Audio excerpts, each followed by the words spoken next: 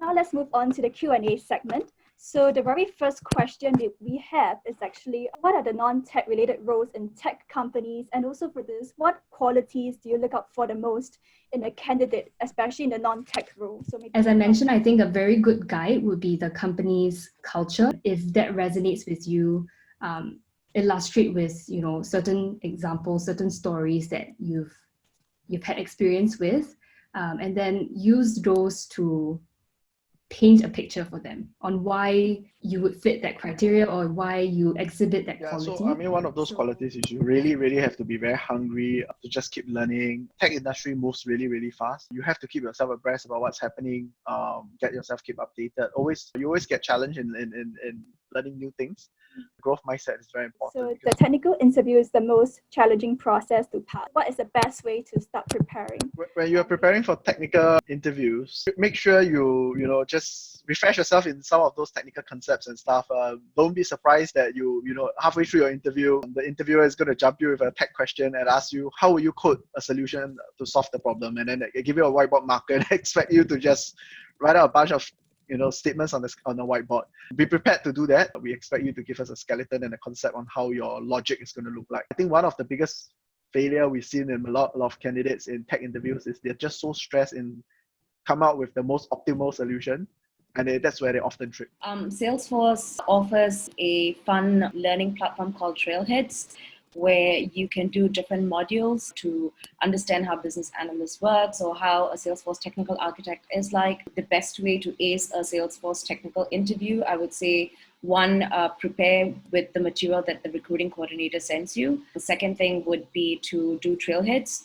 There are fantastic modules online, and it's free for even those who don't work for Salesforce. It's literally on-the-job learning, but it's through the modules, and the modules are extremely comprehensive, so it takes you step by step, and that would be the best way to prepare for a technical interview. The tech industry is quite specialized, so what should I consider when choosing a specific field as my career path?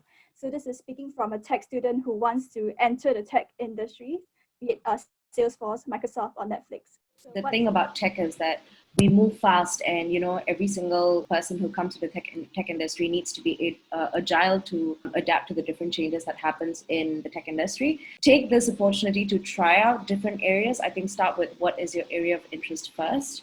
You never know what you end up into until you give it a try. I would say if you are starting out, give internships a try. I think the best way to choose or maybe to shortlist what you like is to speak to the recruiter or the hiring manager.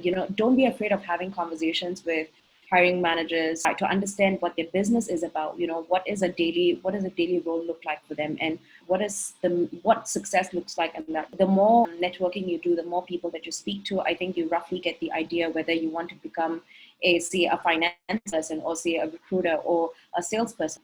So I would say networking helps. If you're a fresh graduate, don't restrict yourself to certain roles. I would say explore as much as you can, have as many conversations as you can. So as a non-tech major trying to step into the tech industry, what advice can you give on how can we maybe explore the different roles during our undergraduate times? Yeah. Stick with the mindset of keep everything open. Let the opportunities come your way as well as you go out there and seek for them. For tech specifically, a lot of the attributes that they look for, you can derive it from your experiences through transferable skills or transferable experiences that you can sort of tell a story. It really is all about how you perceive your experience, how you are able to tell a story with it. They really do focus on that growth mindset and how you are able to move quickly and be agile and adapt when necessary. So the values there and culture does come into a big portion of it.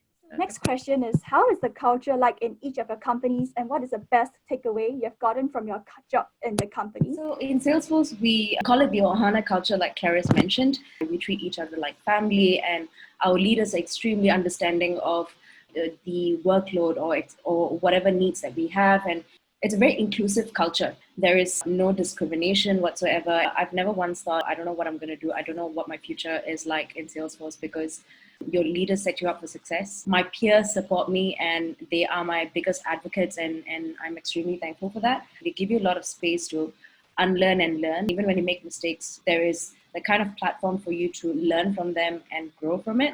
Quite the opposite of Swetha's Salesforce culture. Netflix is a culture that maybe is takes a little bit more digesting. We emphasize a lot on a dream team culture. So essentially, it's quite the opposite. We're not a family. We're more of colleagues that are working together for the same goals. It does take a little bit of adjustment. The best part about it is that, one, it's super inclusive. I myself am quite introverted.